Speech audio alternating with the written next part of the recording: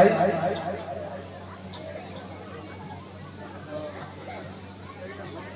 আজিৰ এই বৃহৎ অনুষ্ঠানে আমাক যি এই সম্বৰ্ধনা জনাই আশীৰ্বাদ জনালে তাৰ বাবে মই পোনপ্ৰথমেই এই অনুষ্ঠানটিলৈ কৃতজ্ঞতা জ্ঞাপন কৰিছোঁ, স্বীকাৰ কৰিছোঁ শ্ৰদ্ধাৰে।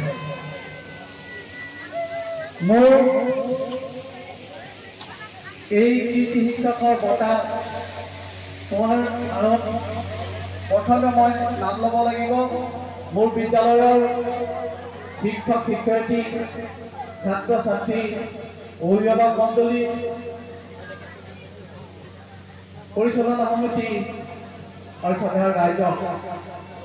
যিহেতু মোৰ এই বিদ্যালয়ৰ যি শিক্ষকবৃন্দ আছে তেওঁলোকে নিষ্ঠাৰে শিক্ষাদান কৰি ছাত্ৰ ছাত্ৰীসকলক আগবঢ়াই লৈ গৈছে।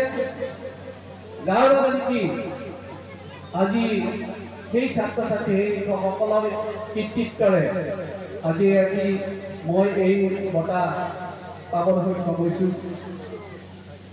অভিভাৱক মণ্ডলীক মই শ্ৰদ্ধাৰে কৰিব লাগিব, যিহেতু তেওঁলোকৰ শিশু ল'ৰা ছোৱালীক আমাৰ সেই বিদ্যালয়ত নামভৰ্তি কৰাৰ পঢ়োৱাৰ সুবিধা এটা কৰি দিছে। পৰিচালনা সমিতিকো মই স্বীকাৰ কৰিব লাগিব, যিহেতু বিদ্যালয়খন সুচাৰুৰূপে চলাই নিয়াত সেই পৰিচালনা সমিতিয়ে যথেষ্ট কষ্ট কৰি সহায় সহযোগিতাৰে বিদ্যালয়খন আগবঢ়াই লৈ গৈছে। লগতে মই স্বীকাৰ কৰিব লাগিব, কৃতজ্ঞতা যাচিব লাগিব, আজিৰ দৰে যি এই অনুষ্ঠান প্ৰতিষ্ঠানে মোক অন্তৰ্ভুক্ত কৰি কিছু সেৱা জনোৱাৰ সুবিধা দিলে সেই অনুষ্ঠান প্ৰতিষ্ঠানৰ শ্ৰদ্ধাৰ ৰাইজক মই শ্ৰদ্ধাৰে কৃতজ্ঞতা জনাব লাগিব। আজিৰ এই দুৰ্গা পূজা উৎসৱ সমিতি যি মোক সন্মান দিলে, এই অনুষ্ঠানৰ লগত মই জন্ম লগ্নৰ পৰাই 2002 চনৰ পৰাই আমাৰ শ্ৰদ্ধাৰ ব্যক্তিসকলৰ লগত ইতিমধ্যে আমাৰ মন্দিৰ সমিতিৰ তথা পূজা সমিতিৰ স্থায়ী সভাপতি আৰু সম্পাদক মাননীয় ভুৱন চন্দ্ৰ ডেকাদেৱে কৈ যোৱাৰ দৰে মই কওঁ যে এই ৰাজ্যৰ সহযোগত 2002 চনৰ পৰাই এই পূজাখনি সুকলমে চলাই নিয়া হৈছে। প্ৰথমতে এই পূজাখনি আছিলে ৰাস্তাটোৰ সিপাৰে আমি 2 বছৰমান তাত অনুষ্ঠিত কৰিছিলোঁ। তাৰ পিছতে ইফালে এইটো চাইডতে আমি অনুষ্ঠিত কৰা হ'ল। 2010 চনৰ 22 নৱেম্বৰ তাৰিখে এজন মহান দাতা প্ৰয়াত প্ৰভাত বৰাদেৱে এই শিৱ মন্দিৰৰ কাৰণে এই ভূমিখন দান হিচাপে আগবঢ়ালে আৰু সেইদিনাই আমাৰ এটি এই মন্দিৰ সমিতি নিৰ্মাণ হৈছিল, মন্দিৰ সমিতি গঠন হৈছিল।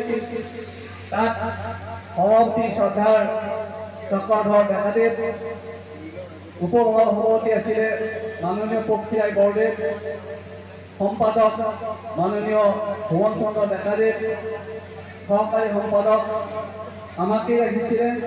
আৰু তেনেকুৱাকে সেই সমিতিৰ জৰিয়তে এই পূজাসমূহ সুন্দৰভাৱে পৰিচালিত হৈ আছে। প্ৰত্যেকবাৰে এই পূজা অনুষ্ঠিত কৰাৰ কাৰণে উদযাপন সমিতি গঠন কৰা হয় আৰু উদযাপন সমিতিয়ে আমাৰ এই বৰকৰা চৰকাৰ পাৰ্শ্ব অঞ্চল যিসকল গাঁও আছে এই গ্ৰাম্য ৰাজ্যৰ সহায় সহযোগিতা আন্তৰিকতাৰে এই পূজাখন বৰ সুন্দৰকৈ চলাই অহা হৈছে।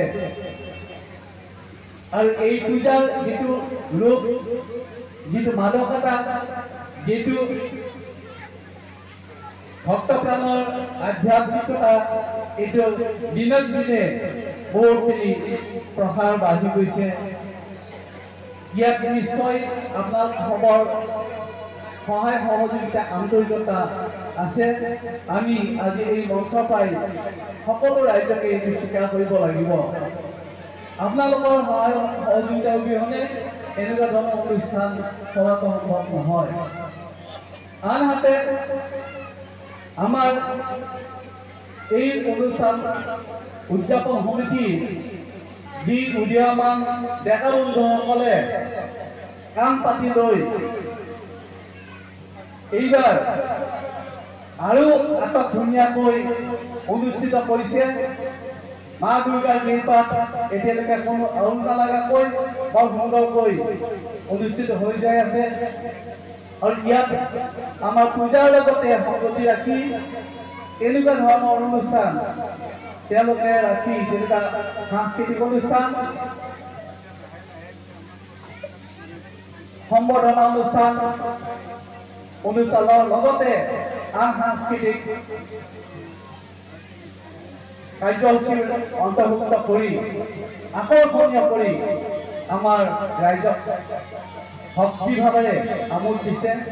গতিকে মই এই মুহূৰ্ততে আমাৰ যি এই যুৱ সমাজ ডেকা বন্ধুসকলক শ্ৰদ্ধাৰে কৃতজ্ঞতা জনাব লাগিব। আমাৰ সমিতিৰ হৈ তেওঁলোকে এই পেণ্ডেল, শব্দ, পোহৰ এনেকুৱা ধৰণৰ ইয়াত যিটো দান বৰঙণি আগবঢ়াইছে, তেওঁলোকে অপাৰ চেষ্টা কৰি ইয়াত বৰ সুন্দৰকৈ সজাইছে, আমি স্বীকাৰ কৰিছোঁ।